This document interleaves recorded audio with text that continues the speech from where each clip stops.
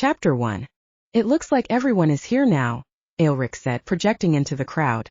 Today we are gathered here today to bear witness to the trial of Ariadne, Chrysalis, former Luna to the Winter Mist Pack. His eyes scanned over the faces of everyone around before finally landing on me. Do you swear on the goddess name Ariadne that you will tell the whole truth during this trial? Aelric asked. I met his piercing eyes, a shiver going down my spine. How those eyes haunted me. I do, I replied loudly and confidently. And how do you plead? I held my breath, my heart racing in my chest. Not guilty.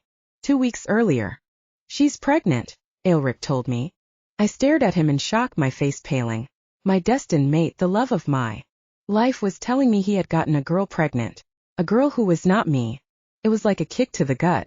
The mate bond made the weight of his words tortuous, and my inner wolf howled out in pain. I had given everything to Aelric, suffered everything for him, and yet here he was standing in front of me telling me such excruciating news as if he were telling me the time of day. Why? I whispered, tears brimming in my eyes. I don't need to explain myself to you, Aelric said sharply. You couldn't even fulfill all your duties as my mate, as a Luna. Don't start acting like this is a surprise. The pack needs an alpha heir. Something you are incapable of, Ariadne. His words stung, twisting deep into my flesh.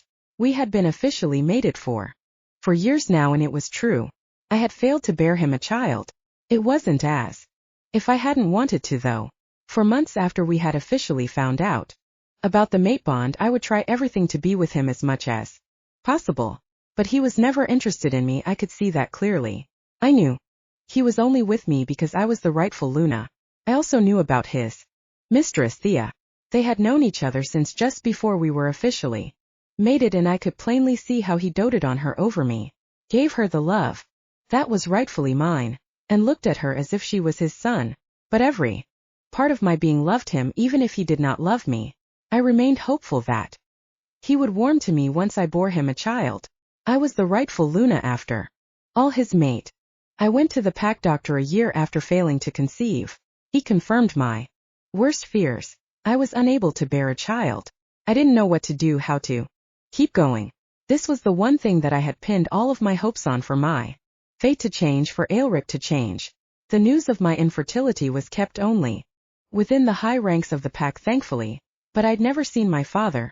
The beta looked so disappointed in me. I had tried everything to keep Alaric's attention despite the news. I lost weight, tried to make myself prettier, and dedicated myself to my Luna duties.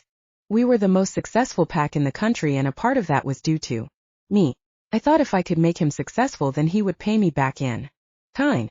However, the longer time went on, the colder and more abusive he got. Whenever he had laid with me in the past, it had always been cold, clinical, as if he was performing a duty rather than enjoying himself. However, he had stopped coming to me completely once he had learned about my infertility. Those short moments that he indulged me had been everything to me. The only times he had ever touched me with intimacy. My skin would send sparks wherever our bodies met, and his scent would intoxicate me. The curse of the mate bond. But I love you, Aelric, I said, my voice barely audible. I couldn't meet his cold green eyes, and my legs began to shake. My wolf was crushed. I could feel her pain mixed with mine. It was suffocating. Don't be pathetic, he scoffed. You should count yourself lucky I'm not removing you of your Luna position for Thea. The goddess still chose you to be Luna, even if she was wrong. I flinched at his words. However, he continued, I need to inform you that I will be making Thea's child my rightful heir. The elders have deemed this appropriate given the circumstances. They understand how important this baby is for the survival of the pack. I bowed my head to him in submission, tears quietly streaming down my face. I needed to leave, to get away from him, but I was held in place by his presence. Even after everything he has done to me, I still relished in him. Even talking to me, the bond between Luna and Alpha was strong, and it caused me to still love him even now, even though every part of me wanted to scream at him, to hit him, to claw his eyes out for hurting me. We have a pack meeting tomorrow morning at 8. Don't be late, he said. Finally, before walking out of the pack house, he didn't even glance twice at me. As he left, No epalegi, no sympathy. Aelric would rather see me suffer than give me even an ounce of love or affection. I was a Luna, his Luna, and a queen in the eyes of our pack, but he could not even spare me the decency of a glance. His lack of respect for me was evident. I couldn't stand it anymore and decided to run from it all instead, if only for a few hours. I ran outside into the forest and the cold fresh air hit my face as I breathed it in. The wind bit at my cheeks where my tears had fallen, forcing a chill through my body. However, it didn't sting for long as I shifted into my wolf. Her pads hit the cold ground fast as she sprinted through the woods. I gave her full control as I knew she needed this. She needed to feel free and alive. We were both trapped by our position, our duty, our mate. We had sacrificed everything for our pack, everything for him, and it was all for nothing. Even if it were possible to bear him a child now, I knew they would be thrown aside. Just as how I had been discarded. I could see now that it had been for the best that I brought no children into this family. No child would make his feelings change for me. It was naive of me to think so before. This was the first time I'd ever been thankful for my infertility. I was in an impossible situation. Every part of me wanted to run away, but my pack needed me. I knew damn well that Thea would burn this pack to the ground if she became Luna. She hadn't had any training, and I was yet to witness a single intelligent remark from the girl, literally about anything. But what about my own mental health? Hadn't I suffered enough? For years was way too long to wear my heart on my sleeve for Aelric. He had made a mockery of my love for him and couldn't even respect me out of duty anymore. My wolf continued to run as I continued my internal debate. She hunted rabbits and sniffed at the different scents, taking it all in so she could try and forget everything that had happened. Her white fur kept us warm against the wind, now becoming colder as darkness crept up. I knew we would need to head back soon, but I didn't want to subject her to that just yet. For just a little while longer I wanted her to forget about everything waiting for us back at the house. Another hour passed and I knew it was finally time. I gently nudged her in my head to indicate it was time to head home. She let out a low growl to tell me she wasn't pleased with this idea. I had to remind her we needed to get home for dinner or Sophie would begin to worry. She whimpered and begrudgingly turned back towards the pack house. However, as we went to leave, my wolf noticed something in the trees. A woman with golden hair was standing there wearing a white dress, watching me intently. My wolf sent out a warning growl. Neither of us had sensed her, nor did we recognize her. The most unnerving part was we couldn't smell her scent.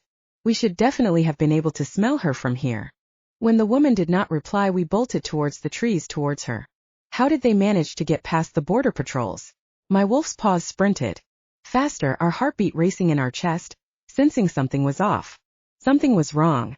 We weren't very good fighters, but if it meant protecting the pack, we would need to investigate at the very least.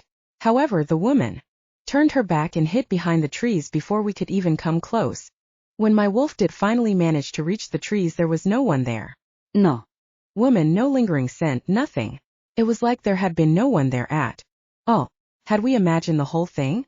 We had just gone through something extremely traumatic. It was possible we were seeing things and needed some food and sleep. Our mind had been pushed to the brink and I knew we were close to snapping. My wolf didn't need to be told twice this time to head back to the pack house as soon as possible. Neither of us wanted another experience like what we had just seen. I debated in my mind whether it was worth raising an alarm with the border patrol to investigate, but decided against it. I knew the news would have spread by now about Thea's pregnancy, and I knew people would be looking me with pity. However, I could not risk them looking at me like I was insane. I was a Luna. My position was now hanging by a thread and I could not risk another reason for the pack to doubt me. But I couldn't anticipate what was waiting for me at the pack house. When I shifted back and dressed again, I headed into the house. Her scent hit me immediately, a sugary sweet smell that always made my nose wrinkle. Chapter 2. She stood several inches taller than my 5'3", blonde hair and soft caramel brown eyes. Thea was stunning, anyone could tell. Her long, slender legs were always visible, and her clothes always accentuated her best features. In whatever outfit she wore, it was easy to see why Aelric had fallen for her. "Aria!" she yelled out to me. She stood at the end of the hallway towards the community living room. Didn't stop to talk with her though, instead choosing to pretend I didn't hear her and left towards my room. "Aria, wait!" she called after me. I could hear her begin to quickly chase after me. The last person I wanted to deal with right now. Why does she want to pour salt into the wound before I have even fully processed what's happening? Her hand grasped around my wrist, forcing me to spin around to face her. Growled out sharply at her touch. How dare she touch me? I am still her Luna, even if she is carrying the air. Her brown eyes went wide in surprise at my reaction, and she dropped my hand. Instantly, she looked as if she was about to cry. Arya, I'm so sorry, she whimpered. I didn't want it to be like this. Thea was always like this, acting as if we were sisters instead of a Luna and her mate's mistress. He's the alpha, how could I deny him? She said as tears began to fall from her eyes. You know I never wanted things to go this far, but I love him too. And I love this pack as much as you do. Please don't hate me or this child. She rested a hand on her belly as if to emphasize the point. I saw red. I could feel my pulse beating loudly, deafening my ears. Everything about her made me want to rip her to shreds. The audacity she had to say that to me, as if she were the victim in this whole situation, not I, who had suffered and labored for years, since even before we had been mated, not I, who had sacrificed everything to stay with him, to be treated as coldly as he treats me.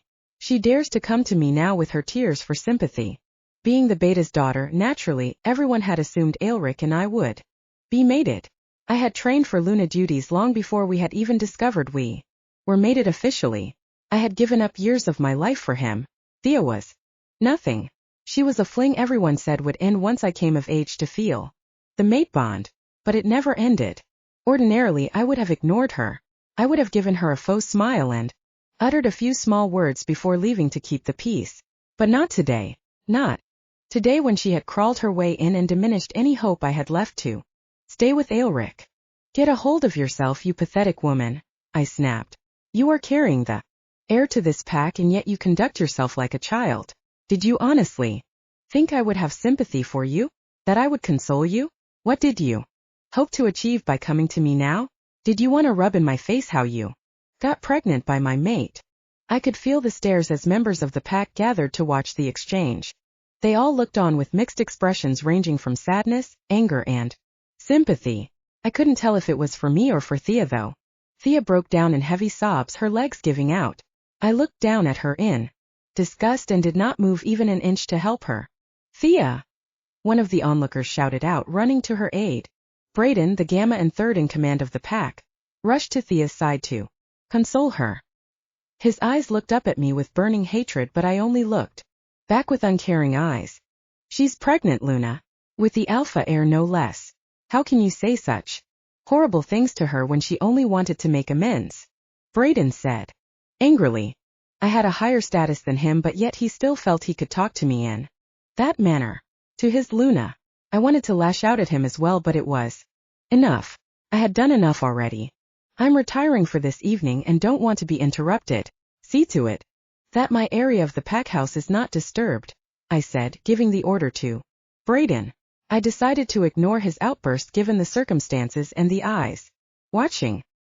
His jaw clenched in anger, but he bowed his head nonetheless. That's right, at least someone was forced to show me the respect I deserved, even when they did not want to.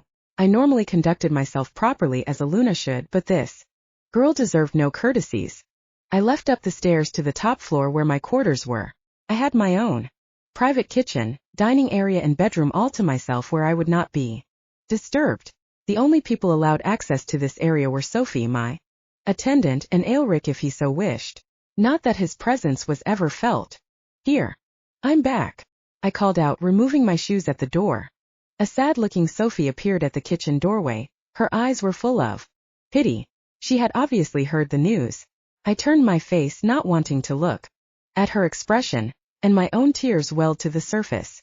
Oh, honey, she soothed and rushed to me, embracing me in her warm arms. Began to softly sob in her arms and grabbed onto her as if I was grabbing on to my own life. Sophie was an older lady with graying dark hair who had acted as a mother to me ever since I had become Luna. My own mother had passed away not long after I had become a Luna, and so I never had her presence to help me through all the heartaches I endured. Over the last 4 years, Sophie had looked after me as if I were her own daughter and showed me so much love. Sure, it's okay, my love, Sophie whispered, stroking my silver hair. It's not the end of the world. You are still okay and healthy, and that's all that matters. You were chosen by the goddess, and they cannot take that away from you. She was right, of course. I felt like my world was ending, but in reality it was just the pettiness I felt about dedicating my life to a man who did not love me. I'm thinking about running away, Sophie, I mumbled against her chest. I can't do this anymore. I have nothing else to give. My interaction with Thea had only solidified in my mind that running seemed like the best option. Don't say that, Sophie scolded. You feel terrible now, I know, but the pack still needs you. You are their Luna. They love you. My mind wandered, remembering the faces that had surrounded me during my altercation with Thea. I was sure now they were in sympathy towards Thea, not me. Especially thinking back to Braden and his look of hatred. They held no love for me anymore. I had helped raise this pack to the top, but I knew their respect for me was dwindling. I was sure it would continue to diminish more as the days of Thea's pregnancy went by. I shook my head and pulled away from Sophie. Their love is for the one who can provide the most for this pack. I can see that clearly on their faces. They love Thea more than me because she has given them a gift that I can't give them. Sophie looked at me unsure. I knew it would be difficult for her to hear me say I wanted to leave, but I felt I needed to do this for me. I needed to do the one selfish thing I had ever done in my life. I knew my father would be disappointed in me yet again, but I couldn't do this anymore. No, this was the final straw. I would finally run away for good. I've made up my mind, Sophie, I'm sorry. I reached my hand out and gently clasped her hand in mine. This is for the best. I'm sure you can see how miserable I am. I've dedicated my life to the pack, to Aelric. I need to do this for me now. I'm wasting away here, unwanted, discarded, humiliated in my own pack. Don't I deserve better? Don't I deserve a chance to be happy for once? Sophie opened her mouth to reply, but before she could say anything, the door burst open behind me. I gasped and turned my neck sharply towards the sudden intrusion. There was only one person I could think of who would dare to make such an entrance to my room. Those familiar cold green eyes met mine, filled with hatred. Chapter 3. A shiver went down my spine. I knew this expression well. He was furious at me. I immediately backed away from him, but I knew it was too late. He strode up to me and grabbed my neck in his hand, pinning me against the wall behind me. Pain shot down from my shoulder where it hit the wall roughly. Aelric, please, I whimpered out against his choke, struggling to breathe. His hand loosened slightly, but I was sure it was only to ensure I listened to him properly. It was crazy, but even in a moment like this, the mate bond was still making sparks erupt from where his hand touched my skin. It was sickening how goddess could do this to her child, make them feel these sensations even in a situation like this. Do you think you're so important that you can treat Thea that way? He roared into my face. Aelric. She came to me first and Enough, he cut me off. I don't want your excuses. Thea isn't like you. She is a gentle, sweet girl. What if you had caused her enough stress to induce a miscarriage? Are you really so petty as to kill a child out of spite? Future alpha, no less. Even in his distorted expression of rage, he still looked so handsome. A curl of his shaggy midnight hair had fallen out of place and was framing his forehead. His green eyes gleamed. He stood a foot taller than me, broad shoulders and built like a god. I could feel the height difference so clearly. When he stood so close to me like this, he was an imposing, scary man, but I had no choice but to find him irresistible. I cleared my thoughts. It was the mate bond making me feel these things for him. His touch and scent were intoxicating. I needed to remind myself it wasn't me who really felt this way about him anymore, just this curse. Aelric. No, I would never. She came to me even though she knew. He slapped me across the face hard. I blinked as my vision blurred and my cheek burned. You're nothing, Ariadne. You are only here because I let you be here. Don't ever forget it. You may be chosen as Luna by the goddess, but I have the final say in this pack. If you dare to hurt Thea again, I will make sure you regret it. With that, he let me go, my back sliding down the wall as my legs gave out. Was sure that he had contemplated killing me at that moment. His anger wasn't anything new to me, but this was the first time he had threatened to remove me from my position completely, or maybe worse. He took one final look down at me in disgust before leaving as abruptly as he had arrived. As soon as the door closed behind him, I erupted in a fit of hysterical laughter, tears flowing from my eyes once more. If he had just removed me from my position at the start, then this never would have happened. If he had just rejected me immediately as his mate, instead of submitting me to this torture over the last 4 years, then maybe one day I could have learned to live a life without him. I was here only because of him, because the pack in Aelric asked me to be their Luna. I could have tried to live a normal life and tried to forget about him if he'd freed me earlier. Maybe I could have even found someone to love me one day. Aria? Sophia asked hesitantly, watching me laugh with concern. She must have thought I had finally gone crazy, and she was probably right. Sophia had watched what I had just suffered through only for me to laugh about it all. I had finally snapped. Who knew it would happen so quickly in one day? It's just a joke, Sophie, don't you see? I smiled widely, still giggling. It's all one big joke. My whole life. I bet the goddess is looking down at me as a form of entertainment. Do you think gods get bored? I wonder why else someone would make me Luna only to endure the things I have had to endure. Oh, Arya, Sophie said, crouching down to engulf me in her arms once more. My poor baby. It's okay. You're going to be okay. She stroked my hair as my laughter turned into sobs against her chest.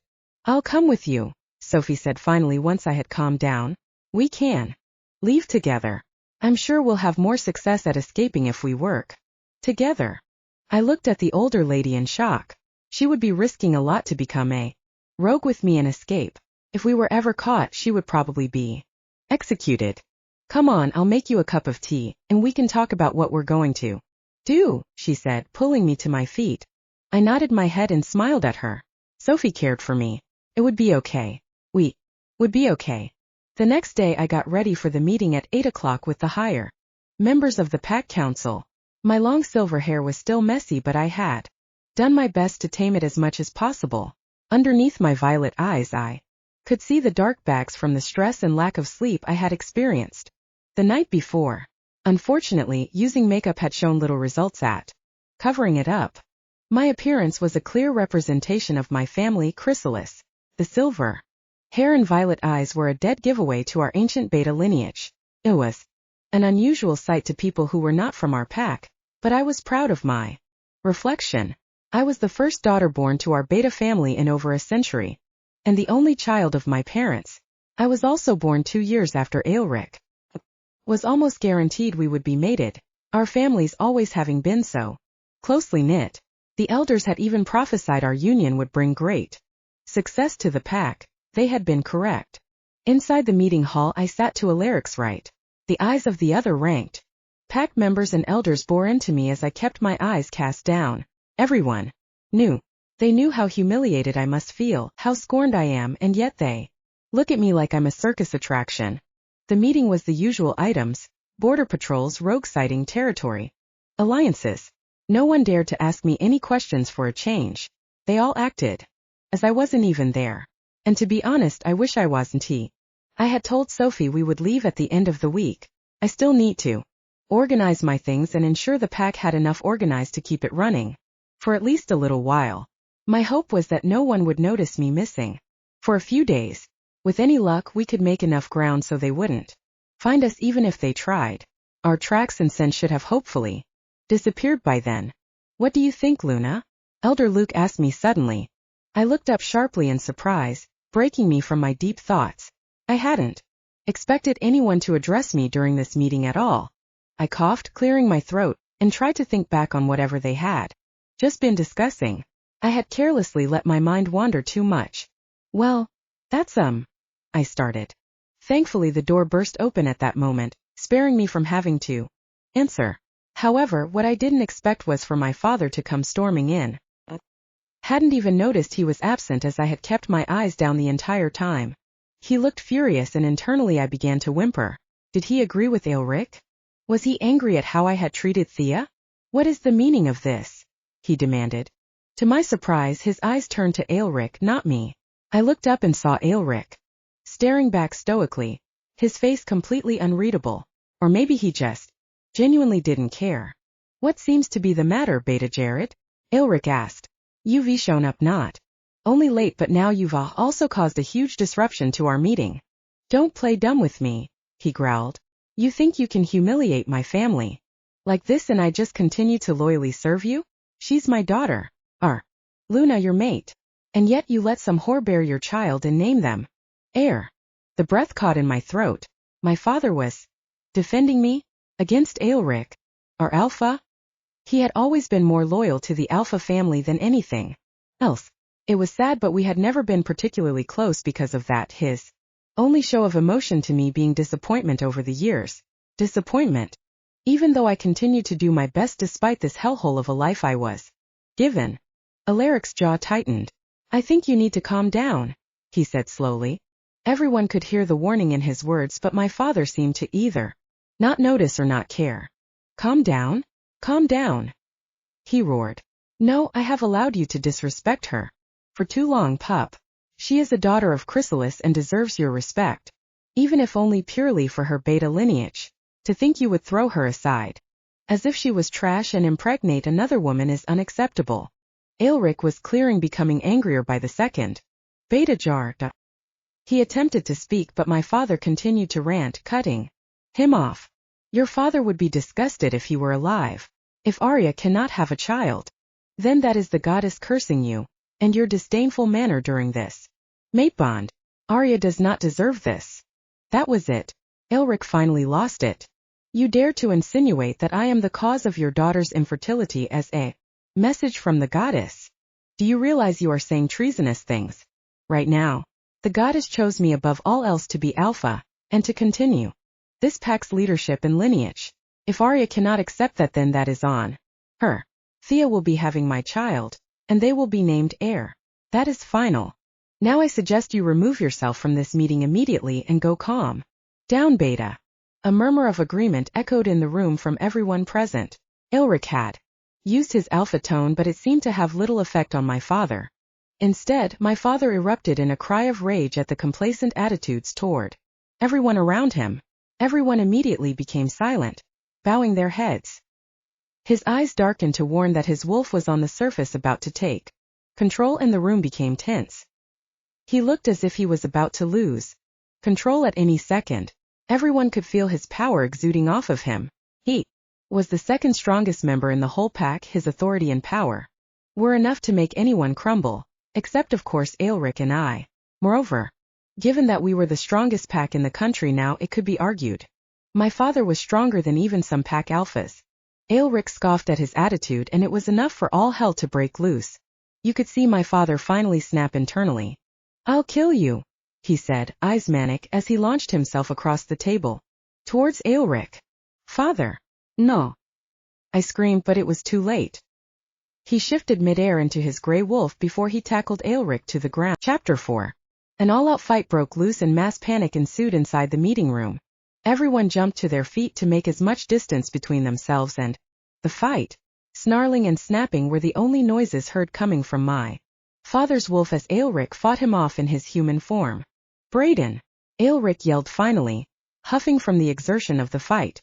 My father was strong, almost as strong as Aelric. It was true that Aelric would almost certainly win in the end during a one-on-one fight, but my father would give him severe wounds on the way out. He would not be taken down easily. Brayden didn't hesitate even for a second before he grabbed my father from behind and pushed him to the ground. Together with Aelric, they used their weight to pin the large wolf down.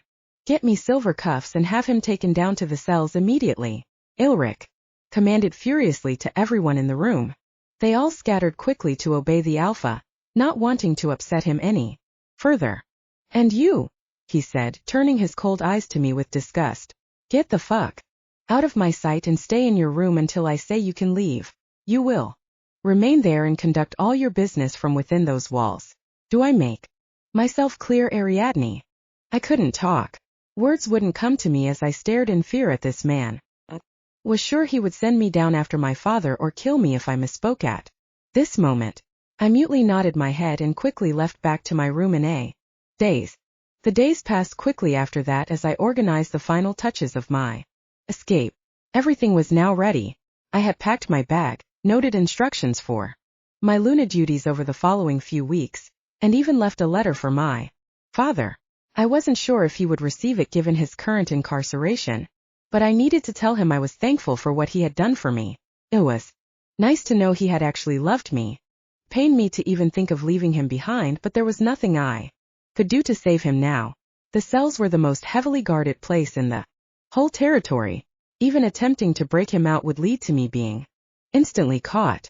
The night of the escape, I was having a final dinner with Sophie. We had decided to leave once dark so it would hopefully hide our presence a little.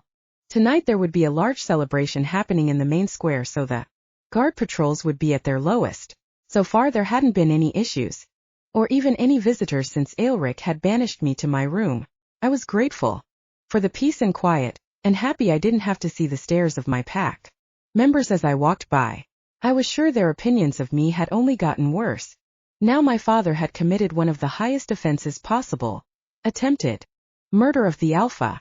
It's time to go, I said nervously to Sophie. I was scared. I was scared that we would be caught, that I would be dragged back to this hell and possibly executed. But if we could pull this off, leave, and finally be free, it would be worth everything. Sophie nodded her head as I grabbed my backpack, getting ready to leave. Where did you put your bag? I asked, noticing she hadn't put anything by the front door yet. Before Sophie could answer though, the door crashed open and several pack warriors stormed in. They grabbed my arms and pushed me up against the wall, stripping me of my backpack before restraining me in silver handcuffs. A few of them started searching the house and began sifting through all my belongings. I was only just able to witness, in the corner of my eye, Sophie being forced outside. Happened so quickly I couldn't even call out to her. What is the meaning of this? I screamed, my face still pressed against the wall. I am your Luna, and I demand that you stand down and explain yourself. I could tell the weight of my authority washed over them, making them hesitate. But only for a moment. The one holding me loosened his grip slightly, but they didn't completely let go. This meant the order had to have come from Aelric himself. He was the only one who would have had enough authority to allow them to ignore me. Another minute passed before Braden finally walked in the door, glancing only quickly towards me. You can ease your grip and turn her around, he said to the one holding me. He spun me to face him. His face was unreadable. Were they doing all this because they discovered my plans to escape? It seemed a little over the top for something like that. No, something bigger was happening. One of the warriors suddenly walked up to Braden, a few items in hand. We found these, Gamma, he said, presenting them to Braden. It also looks as if she was planning to run away before we caught her. She was wearing a backpack full of clothes and supplies when we arrived. I couldn't see what the second item was, but the first one was my letter to my father I'd left on the bed. A sinking feeling hit my stomach. I knew that letter could be misconstrued as sympathizing and thanking the man who had almost killed the Alpha. I had planned to have left before anyone read it. Braden read the letter, his face still completely emotionless before he sniffed at whatever else he had been given. He grimaced and turned his face away. Is this yours? He asked, showing me a neat bunch of herbs. I didn't recognize them, but then again I'd never been great at herbalism. I've never seen that before in my life, I replied, spitting the words back at him. I don't even know what it is. They were found in her bedroom, Gamma. Hidden under the bed. The warrior interjected. What? You're insane. I don't keep herbs in here. I don't even know the first thing about identifying the different types. It's mortwort, Braden answered calmly, his dark brown eyes piercing mine. It induces miscarriages during pregnancy. What? I gasped. Why would something like that be in my room? Who could have put it there? Ariadne Chrysalis, I hereby place you under arrest for the murder of the unborn Alpha heir, and for the harm inflicted to another pack member, Thea. Woods. You will be detained immediately pending trial in a week's time. What? Thea lost the baby? I asked, horrified, my body feeling paralyzed. Of course they all think I had something to do with it. Why would anyone believe the Luna who publicly made a scene about her pregnancy? Take her down to the cells, Braden said, his face finally showing the disgust I knew he had been trying to hide this whole time. They began to push me out of the door, but I kicked and fought against them. You're insane. You're all insane, I screamed. Where is Aelric? Let me see. Aelric, and clear this whole thing up. I am your Luna. I demand you take me to the Alpha immediately. That won't be necessary, a deep chilly voice said behind me in the hall. I craned my neck as much as possible to see the familiar eyes I dreaded so much. The hatred filled in them was more than I had ever seen before. Fear gripped me, my legs almost giving out from just the sight of him in such anger. If looks could kill, was the expression, but it wasn't remotely required here. He looked plenty ready to snap my neck with his bare hands. Aelric, I cried. I didn't do this, I swear I didn't kill your baby. Didn't even want to be here anymore. I was giving up, letting you have Thea. Just like you always wanted. So you admit to trying to run away, he growled in a low voice. Your motive seems clear here. Don't worry though, you're getting your wish. Several of the elders now made themselves present and a chill ran down my spine. I had a feeling I could guess what he was about to do. Even the admittance of wanting to escape was punishable, putting aside the false charges against me for Thea's miscarriage. I, Aelric Dumont, Alpha of the Winter Mist Pack, along with the majority agreement of the elders present, reject you, Ariadne Chrysalis, as my mate and Luna to this pack. The bond snapped and the pain blinded me instantly, falling to my knees in the process. I had never experienced anything so excruciating before. Couldn't see, my vision was blurred, but I could faintly hear my own scream filling the air. Everything inside me burned as if it was purging something from deep inside my soul. It lasted for longer than I could comprehend, the seconds feeling like hours. Even once the burning faded and the worst of the pain was over, a complete hollow void was left pulsing inside my chest. There was nothing there anymore. No love, no desire, no lust. A large part of my world had been Aelric. Without him and the influence of the mate bond, half of me just felt empty, and the other half of me felt scared. My love for him had been the only thing blinding me to my fear. Without it, his very presence was like death itself was looming over me. The type of rejection he had done was rare, one where the majority vote of elders was required for completing the process. I'd only read this happening in history a handful of times, and it was virtually unheard of. It was only ever used for ranked members and was a rejection that needed no consent or agreement from the second party. The process was reserved for when crimes had been committed or for when there was a greater purpose as to why a forced bond breaking must occur. When I regained some of my strength, I looked to Aelric. He stood completely emotionless, as if nothing had happened. So it was true. He had never loved me. Not even a little bit. The rejection should have hurt him just as much, but he felt nothing. He just looked down at me with those icy cold eyes as if I was never anyone remotely special to him. And then Aelric turned his back to me and began to walk away. Take her down to the cells, he ordered over his shoulder, not even bothering to look back to check if his command was carried out. Braden immediately hauled me to my feet and began to drag me to the stairs. Didn't fight back, there was no point anymore. I just let him move me towards the prison I would call home for the next 7 days. Chapter 5. The cells were cold, damp and dingy with little amenities. Only a bed, toilet, and basin were given to me, a single blanket being the only thing to try to warm myself.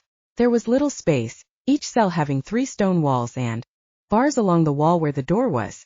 It had been 7 days, and so today finally I was set to stand trial before the pack for my alleged murder.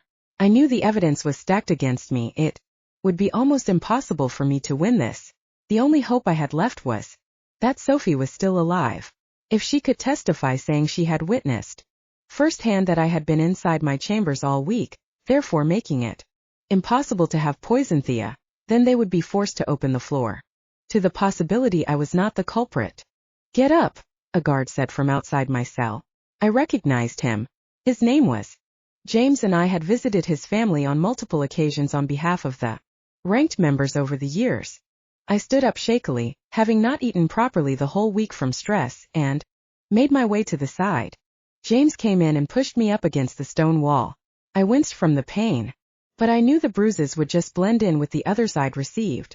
Already, due to anxiety and lack of food, my injuries were not healing as quickly as a werewolf normally would. Will Sophie be at the trial? I asked once he had shoved me out of the cell. He didn't reply, instead choosing to remain completely silent as he continued to push me towards the door. I couldn't tell if he had been instructed not to talk to me or if he just genuinely hated me now. We were passing several cells and my eyes checked each one through the bars, desperately searching for Sophie. I needed her to be there. I needed her to prove me innocent. However, once we passed the 5th cell my eyes glanced across a man with familiar silver hair. Father! I cried out, struggling to move towards him against the strength of James. Aria! Father gasped. What are you doing down here? I struggled some more against James but his grip was far stronger than mine. He kept trying to shove me towards the door. I realized I was not going to be able to win from strength alone. James! Please! I begged, turning as best I could to face him. If I die today then please let me talk to my father one last time. I know you may not believe me but I truly didn't hurt anyone and I would especially never hurt a baby. If I am wrongly executed today then please don't deprive me of my last chance to say goodbye. James' face was stern, trying to be unreadable, but I could see the uneasiness in his eyes. His jaw clenched as he stared down at me. Please, James, I was there at your wedding. I was with your mate when she gave birth to your child. Please just grant me 5 minutes to say goodbye. Please. Tears began to well up in my eyes. Please, please, please just give me this one thing. I promise to cooperate fully on the way to the trial grounds after. James's still looked conflicted but he gave me a stiff nod in agreement. Sighed in relief, eternally grateful for his compassion. Thank you, James. Thank you so much. I rushed to my father's cell who was already waiting for me at the bars. His expression was a mixture of horror and disbelief. I'm sorry I couldn't get you out, I cried to him. I wanted to really I did, but I knew it would be impossible with the security measures in place. Shua, don't be ridiculous. I knew that there wasn't anything you could do. He soothed. I'm grateful you didn't try to rescue me. I accepted the consequences and knew what I was doing. But why are you down here anyway? Did you say you're on the way to the trial grounds? What's happened? I grimaced at the thought. It was Thea's baby, I said. They all think I poisoned her with some sort of herb to induce a miscarriage. What? Thea lost the child? But that's insane. Why would they accuse you? Isn't it obvious? I smiled bitterly. Of course everyone is going to point fingers to the scorned mate of the alpha. They searched my room too. They apparently found the herb in question under my bed, even though I'd never seen it in my life.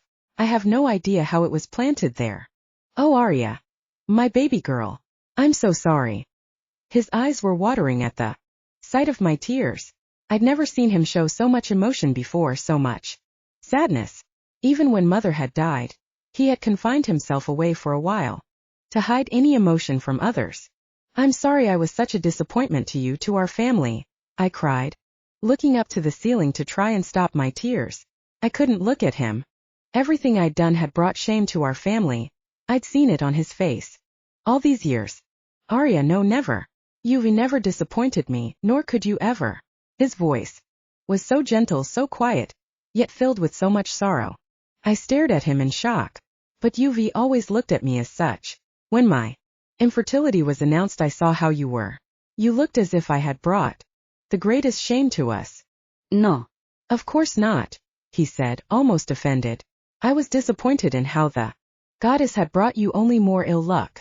I was disappointed in how a deity so great had chosen you for one of our highest ranks, only to let you suffer so much. I knew how Aelric treated you and I didn't do anything. I should be the one apologizing, not you. I should have taken you away sooner. I'm so sorry, Arya. My father cried, tears falling down his face heavily. My father, the beta of the country's largest pack, so strong and powerful, was crying to me, apologizing to me about how he didn't commit treason by helping me escape sooner. It was overwhelming. My body was shaking. My arms were cuffed behind me, but I pressed my forehead against the cold metal bars to be closer to him, as best as he could, though awkwardly given the bars between us. He tried to wrap his arms around me and pressed his forehead against mine as we both cried together. After another minute passed, James cleared his throat behind us. It's time to go, he said awkwardly. I knew this must have been a strange or maybe even difficult sight for him to watch. Not too long ago he had served under both of us, looked up to us. Yet Here we were, sobbing together between cell bars, saying our goodbyes. I nodded my head and reluctantly moved away. This was one of the hardest things I'd ever had to do in my life. Did I feel better knowing my father didn't hate me if I were to die today? Or would it have made it easier to leave this world knowing almost no one cared about me? It had been just Sophie. But now there was my father. How could I ever let them go? They were almost definitely going to die because they had tried to help me. Loving me had brought them death. I love you, Arya, Father said one last time before James grabbed me. I love you so much, I always have. Please don't forget that. I love you too, Papa, I cried.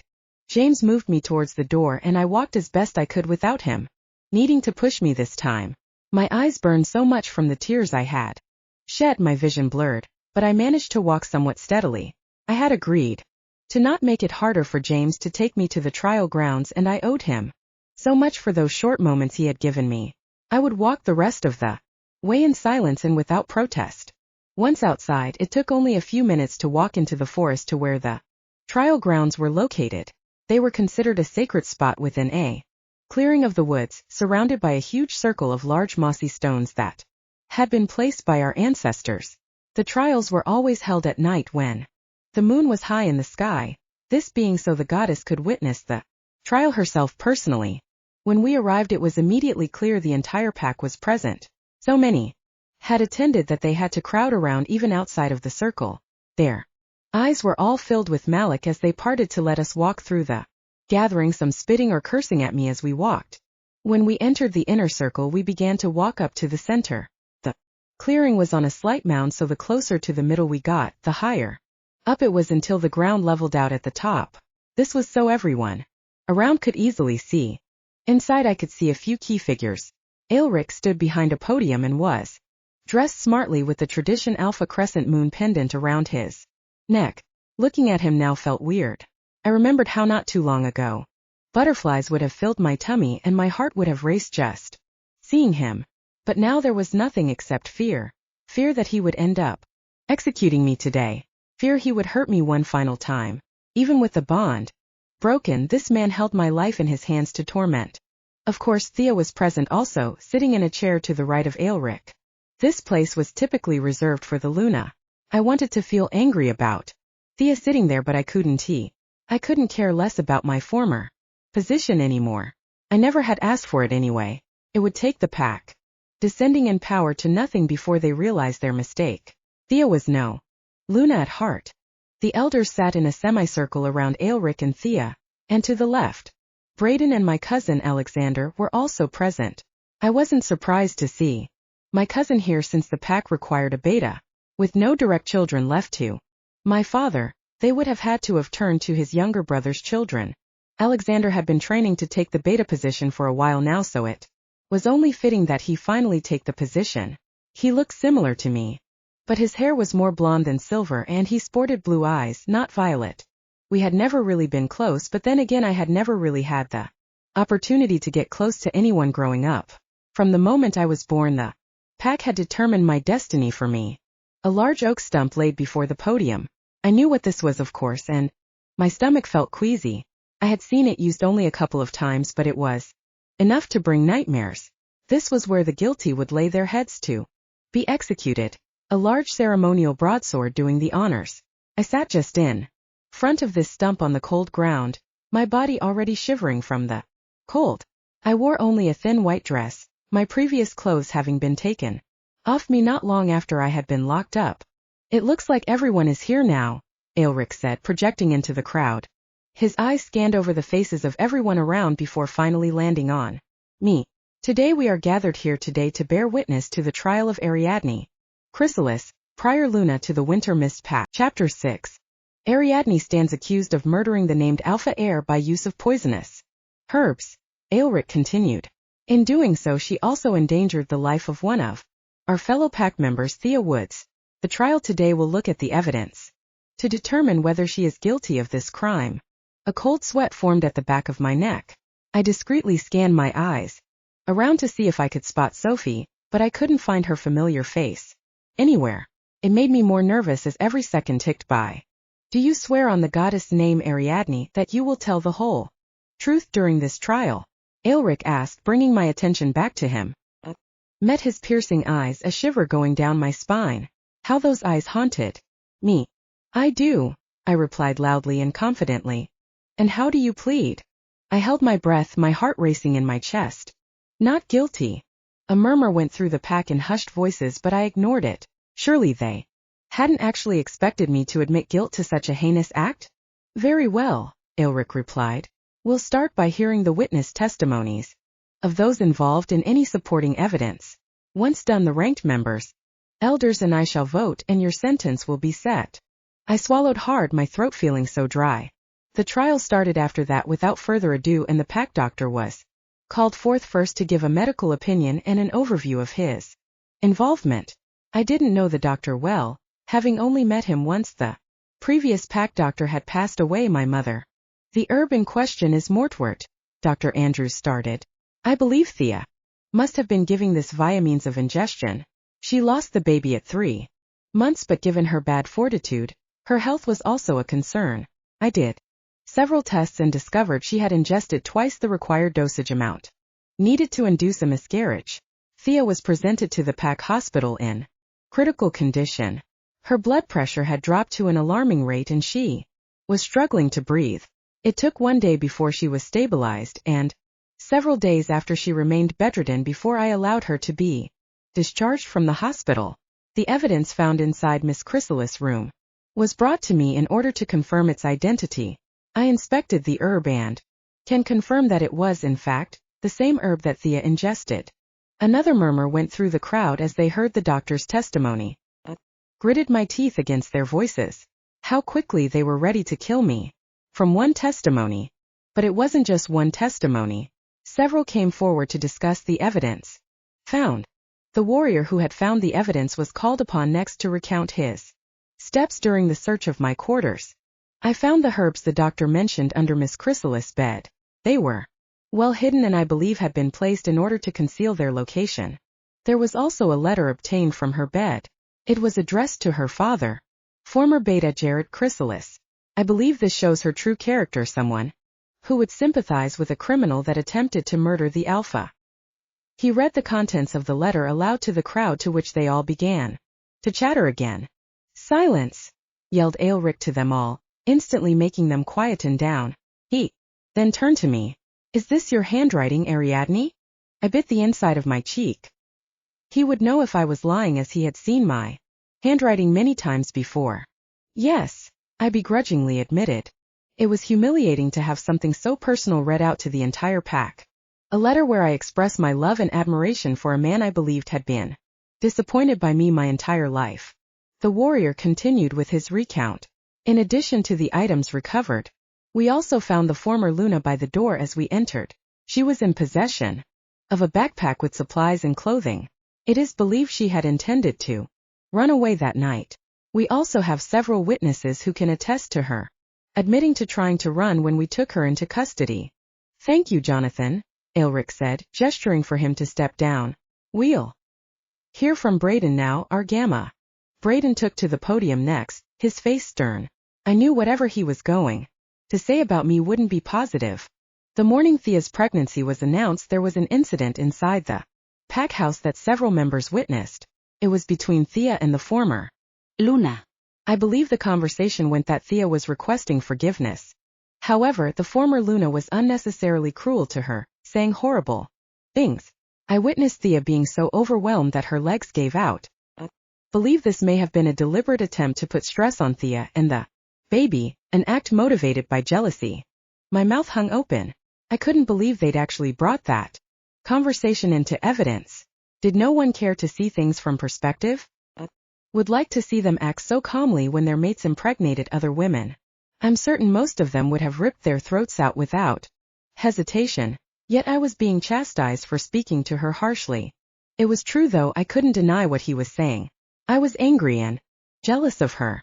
Who wouldn't be in my shoes? But to kill her child is unthinkable, an abomination. His testimony painted me in a horrible light, fueling the hostility in the air against me. Thank you, Gamma, Aelric said. We have one final testimony for you all. Today, one I believe will determine the fate of this trial. This is Sophie, Forrester, Ariadne's attendant. I felt numb all over, my breath catching in my throat. They had Sophie. She was here and she would clear me. She knew me better than anyone else. Sophie walked up to the podium and looked physically fine, healthy even. I was glad they had been keeping her safe during the time leading up to trial. I was worried they had roughed her up or treated her harshly for her part in helping me. However, I did notice that she looked nervous. Her hands were balled, her face showing a slight furrow. I wondered if they had been pressuring her to convict me during this witch hunt for my head. I am Sophie Forrester. I have been Ariadne's attendant for 4 years now. Over these years I believed Aria to be a sweet girl who had only been dealt misfortune in her life. I treated her as I would my own daughter, caring for her and consoling her through difficult times. So I can confirm that I know her better than anyone else. I smiled at her, but she wouldn't meet my eyes. Therefore it is with a heavy heart that I stand before everyone today, bound by my oath to the goddess, to inform you all of the atrocity she had me perform whilst under her command. My smile faltered and fell quickly. No, this wasn't right. Something was wrong. Atrocities? I'd never committed anything of the sort. How could she say something like that? She knew I was with her all week, knew how upset I was. I felt sick watching Sophie stand at the podium, refusing to meet my eyes as a feeling of impending doom washed over me. It was clogging my thoughts, nothing was making sense. All I could hear was my short breaths of anticipation over the loud beating of my heart. Ariadne, the former Luna, ordered me to present Miss Thea Woods a herbal tea. A tea I believe caused her miscarriage. Chapter 7. The last piece of hope I had inside me died at her words. Sophie had betrayed me, thrown me out and lied blatantly to everyone. How could she do this to me after everything we'd been through? I had loved her so much, trusted her implicitly, and yet she was now acting like I meant nothing to her. Sophie's eyes began to fill with tears as her voice wavered into the crowd. Ariadne had been distraught by the news of Miss Wood's pregnancy, and I saw how this began to erode at her sanity. Something I'd seen was already dwindling prior. Whilst in her employment, I saw her experience several fits of hysteria, laughing at the most horrible of things. Her mood swings were even worse. Sometimes she was so sweet, other times she would change like a light switch, become irritable and angry without warning. I couldn't believe what I was hearing. She was taking one small incident and magnifying it, warping it with more lies to suit the agenda. Had she really disliked me this much the whole time? She persuaded me to try and escape with her, but I know now she didn't tell me the whole story. I thought I was going to be helping a poor girl who needed someone to care for her. Instead, I ended up abiding a criminal with something so heinous. She turned her teary eyes to Thea, crying during her words. Miss Woods, I don't know how you could ever forgive me, but I truly did not mean you any harm. I believed I was bringing you a peace offering from Ariadne that day, not dosing you with the death of your child. I thought she wanted to make amends one final time before we left. I was wrong. So wrong. I am so sorry. Her voice broke off into sobs and the crowd was whispering among themselves. They all believed her. They believed every lie she was telling. And there was nothing I could do. Thea suddenly stood up and everyone became silent to watch, anticipating a violent scene towards the woman who had poisoned her. Her walk was shaky and unsteady as she strode up to Sophie as if to emphasize on her recent hospitalization. However, to everyone's surprise, when she finally reached Sophie, she engulfed her in a hug. They hugged as if they'd known each other as good friends. When Thea finally broke away, she smiled benevolently up at the older woman, grasping Sophie's hands in her own. I forgive you, Sophie, Thea said, making a show of her mercy. I can hear your words ring true under the light of the goddess here tonight. I know you did not mean me or my baby any harm, and so I can't blame you for the sins of your superior. I looked out into the crowd to see they were enamored by everything she was saying. They were hanging on her every word, their faces full of admiration for her. This may be too soon to announce, but she looked towards Aelric, who was just as enchanted at everything she was doing. He gave her a nod of approval for whatever she had been silently seeking permission for, and she smiled brilliantly back at him. But Alec and I have been talking, and he wishes for me to step up as Luna. Once all of this unpleasantness is behind us. I see how pure and loyal your heart is, Sophie. I see how deeply you care for others. I know the goddess must feel the same. I could see what she was doing now. They had some sort of deal, I was sure of. Sophie's cooperation and false testimony in exchange for her freedom. Post-trial, calling her by Alaric's nickname Alec, was also another power move. It showed everyone how close they were. No one had called him by that name publicly since his father had died. This was all a charade to win the hearts of the pack, to make them look up to her like she was a merciful saint. And I was the devil, a baby killer, a murderer.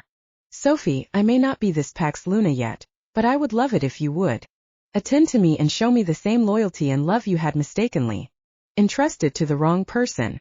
Sophie bent her knee immediately and kissed her hand, bowing her head in respect. Miss Woods. No, Luna. It would be my greatest honor to serve you and spend the rest of my old life atoning for my mistakes. Thea smiled and brought Sophie to her feet, hugging her once more. The crowd instantly erupted in applause at the scene they had just witnessed. Their new, soon-to-be Luna had shown great love and forgiveness to the person who admitted to poisoning her. She was beautiful, kind and strong. I knew they had never felt those things about me. I had always held their respect but never their adoration. I think we've seen enough, Aelric said gently, standing back up. He walked up to Thea and wrapped an arm around her possessively. It was then that I saw it, something that made my blood boil. During their embrace, Thea flicked her hair back. It was strategic, I was sure. She wanted me to see, wanted me to feel the pain it caused me one last time, before my conviction. There on her neck was Alaric's mark, something he had never given me, something he had always refused me even after we'd made it. He had marked Thea as his own, showing the world his favor for her. It had only been a week and already he'd done this, wasting no time in taking her as a chosen mate. I was angry, furious. The mate bond was broken, so I was no longer forced to love him, but to think I begged him to mark me for years without him wavering, only to see him mark her within a week. I hated him. I hated Thea. I hated this pack. I hated Sophie. Yes, Sophie, I hated her the most. I knew what was coming next. Aelric didn't even need to say it. It was all because of Sophie. Her false testimony was the final nail. It was my mistake in loving them, her and Aelric both. I had given everything to them and it had turned to poison against me. Was this always my destiny? Was I fated to live and die as only a means to help the pack? They had their mighty leader now, their loving Luna, and a pack that became successful off my own hard work and dedication. There was no room for me in the picture anymore. I wasn't needed. I think the evidence here has weighed in an obvious result. Do you have anything to say in your defense, Ariadne? Aelric asked. I cleared my mind and took a deep breath to calm myself. There was no point in trying to dispute the allegations anymore. There was nothing I could do or say that would change their minds. I sincerely hope the goddess smites you all for the murder of an innocent you are about to carry out, I said bitterly. There is nothing I can do anymore to prove myself not guilty against the stacks of false evidence you have brought forward, but deep down, I hope you all suffer. When I am gone and you are alone, I hope I haunt you. I hope my face is what you see when you finally meet your demise. My only mistake was ever loving anyone. There was silence. No one spoke, no one moved. I don't think anyone had expected me to say something so intense. They had probably assumed I was going to cry and beg for forgiveness from Thea like Sophie had. I refused to bow to that bitch though. Take my head, but you'd have to cut my legs off before I'd ever be seen prostrated to her. I turned to look at her and to my surprise she looked straight back at me. Amused, a smirk on her face. She didn't look like the lost ditzy girl I'd known over the years. No, there was a strange intelligence that showed through them now. She looked at me as if she knew all along this would be the outcome. She looked at me as her true self for the first time. I realized then that she had planned all of this from the start. My isolation. Aelric, Sophie. Who knows what else? She had pretended to be clueless, so no one suspected her. With a disgusting realization, I wondered if she'd even killed her own unborn baby for the sake of my Luna position. Or was she never pregnant to start with? I prayed it was the latter. Aelric cleared his throat, bringing everyone's attention back to him. Very well. In accordance with the correct procedure, the ranked members and elders will now vote. He turned his attention to the members behind him. Will all who find Ariadne Chrysalis guilty of the murder of the Alpha heir, and for the intended harm to Thea Woods, please stand up. It looked unanimous. I watched in horror as one after the other they all stood, their faces bearing down on me. I checked the rows of members and my eyes caught one pair who were staring at me intently. Elder Luke. He was seated. Elder Luke? Aelric asked, pointing out he was the only person not standing. He looked indifferent, uncaring as to whether he was singled out or not. I don't believe she did it. It seems like a possible frame job to me, and most of the evidence was circumstantial at best, he said, his voice unwavering and confident. The former Luna is right. I don't wish to see her face haunt me by convicting her to this death. You might all be complacent, but I will not sell my soul for the sake of popularity. Whispers of shocked remarks scattered through the crowd as everyone couldn't believe someone didn't find me guilty. Aelric seemed angry that someone had voted against the majority, though he tried to hide it well. No matter, Aelric said, his voice tight. We hold the majority vote here to proceed. Please bring me the broadsword. He indicated to a random attendant to the side, and they quickly began to unbox the sword. The sword was mostly ornate considering it wasn't used for proper kumba. The hilt comprised of several blue and white jewels and carvings related to the moon. I would find it beautiful if it weren't for what it was about to do. Aelric grabbed the sword tightly and inspected it to ensure it was still sharp. The edge gleamed towards me as if begging to come closer to greet it. When he was satisfied with its condition, he turned to me, his eyes as sharp as the sword. This was it. This was the end. Everything had been for nothing. What a bitter, sad life I had led. So empty, so lonely. You have been found guilty of the charges against you. The murder of the Alpha heir and harm to another pack member carry the harshest sentence. Aelric started. Therefore, with the power held within me, I, Aelric Dumont, Alpha of the Winter Mist Pack, sentence you, Ariadne Chrysalis, former Luna of the Winter Mist Pack, to death. Your sentence is to be carried out immediately. I didn't want to be scared, but I was. As every step closer Aelric took to me, the more I wanted to run. I wanted it more than anything. Why had I waited so long before trying to escape? This man had been my death sentence long before now, but I had been too blind to see it. With shaky legs, I knelt before the wooden stump. I didn't need to be pushed or shoved. I willingly placed my head on the block and closed my eyes, waiting. I felt like I couldn't breathe, tears beginning to fall down my cheeks. How naive I'd been. I had built myself to be one of the smartest people in the country, but in the end it seemed I was actually the densest. I felt the air shift, the faintest sound of the sword swinging. And then there was dark. Chapter 8. It was cold. There was no light. Only darkness surrounded me. I wasn't sure what I had expected, for when I died, werewolves didn't seem to have any real lore hypothesizing about what came after death. I'm sure humans would think we should be cast into hell, our entire self being a creature opposed to the ways of their natural law. But we didn't have any thoughts or values on that. Did I expect the goddess to embrace me and lead me into some pearly gates? She had abandoned me in life, I could only assume she would abandon me in death. Also, I stayed curled up in the darkness for longer than I could say. Felt like days or even years, but time didn't seem to move the same way here. Hell, for all I knew, it could have been only seconds that had passed in this eternal abyss. Suddenly light surrounded me and I began to fall. Around me were images from my memories floating past me as I dropped. I saw my childhood, my mother tenderly caring for me, my father with his always stoic attitude. I saw Aelric, how attractive he looked to me when I saw him for the very first time after coming of age. I saw Thea, her airheaded facade as she always smiled at me. I saw Sophie betraying me. And I saw my death. It was replayed over and over again as if trying to make me go insane. I would see Aelric lift the blade, the sound of the sharp edge eating into my flesh, and then the darkness, the silent cold darkness, continued to repeat like a broken record. Please, stop, I begged to the empty.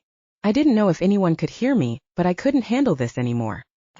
This wasn't hell, then it was damn close. I shut my eyes tightly, pressing my balled up fists against my ears to block out the images and sounds, but they continued to drill themselves into my brain. Why? Why was I being punished? I had never done anything wrong. I had done exactly what was asked of me the entire time. I had died for that very reason. My child. A melodic voice called out to me, bringing the peace and silence with it that I had craved. I opened my eyes wearily and saw a woman with brilliant golden hair and silver, glowing eyes. I recognized her immediately. She was the woman I'd witnessed in the forest whilst I was shifted. Who was she? I asked the question in my mind, but I already knew the answer deep down. She was the moon goddess Selene. Her presence was overwhelming, making me feel so strange inside. I was warm, but I was cold. I was empty, but I was full. Just looking at her made me want to break down into tears before her, but I held back. I couldn't help but wonder though, why was she finally showing herself now? Where was she when I was alive? I can sense your turmoil inside, even your disdain for me, she said. I know. You have many questions, and I know some of these answers will not satisfy your anguish. I felt instantly embarrassed. We were taught from birth to worship her loyally, yet I was conflicted inside. How could I worship someone who had allowed me to suffer for so long? Why? I said, my voice wavering and betraying my emotions. Why did you do this to me? You made me Alexis' mate when he did not love me. Didn't that mean you wanted me to become Luna? If so, why would you abandon me? My child, I never left you, she said gently. I have watched over you since the beginning, but there are some things I cannot interfere with. I never wished for you to experience such hardships. Then what's the point in worshipping you? I said a little too harshly. I was letting my anger get the better of me. I prayed every night to you for years, until I eventually had convinced myself you either didn't exist or didn't care. I do not ask my children to worship me. I am merely a mother to you all. Give you all the tools to bring you immense happiness in your lives, but if something interferes with that, I cannot intervene. Are you saying that this all happened because something changed your divine plan? If that was the truth, then what had happened to change the course of destiny? I felt she wasn't telling me the whole truth. You look at things too simplistically, trying to apply your earthly knowledge and logic to something that cannot possibly be understood so easily. You are one of my favorite children, so intelligent and strong, but I cannot change the future in the ways you might think. She gently grabbed my palm and with her other hand caressed my cheek. I wanted to flinch from her touch, but her presence instinctively made me want to give myself to her entirely. If you care and nurture a child, give them the best education and family, only for them to grow up and commit grave crimes, would you blame the mother? I wished for you to have the best life, full of love and happiness. However, if things change from my original plan, then there is nothing I can do until it has run its course. Run its course? You mean wait until I die? She nodded her head. I cannot change the future, but I cannot deny that the interference that occurred was not entirely natural. Your death in this instance would have triggered something far bigger, something that cannot be allowed to occur. And so I intend to send you back. Her silver eyes were boring into mine, making it hard to disagree with anything she was saying. And if I refuse? I asked hesitantly. Then you will remain in the abyss, forever reliving your earthly memories. My mind recalled the images that had tormented me, showing me my death over and over again. I knew now she must have shown me that strategically, so I had a taste of what my refusal would look like. Then I don't want to be Luna again. And I don't want to be Alexis' mate, I said, surprising even myself that I was bargaining with a goddess. But I couldn't shake the feeling something seemed off. That is the fate I have chosen for you. Then I don't accept, I argued, removing my hand from hers. I think there is something you're not telling me, a reason why you need me to go back so badly. She was silent, her eyes regarding me wearily. So I am correct, I said, taking her silence as confirmation. I cannot rewrite a fate that was established during your birth. The ramifications of such a thing could potentially change your entire being and identity. Your mate will be Alexis, just as it always has been. But I will give you a gift. I will gift you the ability to choose your own fate, your own destiny. You will need it for your future battles. I watched as she gently kissed my forehead, tingles erupting from where her lips met my skin. It was like a rush of energy flowed through me all at once, opening myself to emotions I'd never felt before. Once she moved back, I needed to take a second to steady myself, trying hard to clear my mind to focus on what was most important. I needed answers. What battles? You haven't even told me what I need to change yet. All she told me was I needed to stop my death. But how could I possibly know? Exactly what I needed to change in order to reach that goal. I have given you a part of myself, she said, her voice sounding oddly strained now. With this you can stop your death. You must not die at all. Cause the future of all werewolves will fall when you do. She was beginning to flicker, like a candle struggling to stay aflame. What's wrong? I tried to grab her hand, but it went straight through her. The peace I have gifted you has made me weak. I must rest. But I will be with you, and I will be watching over you. There is no reason for you to feel alone. This time. She vanished then before my eyes, gone into thin air. And with that I woke up in bed,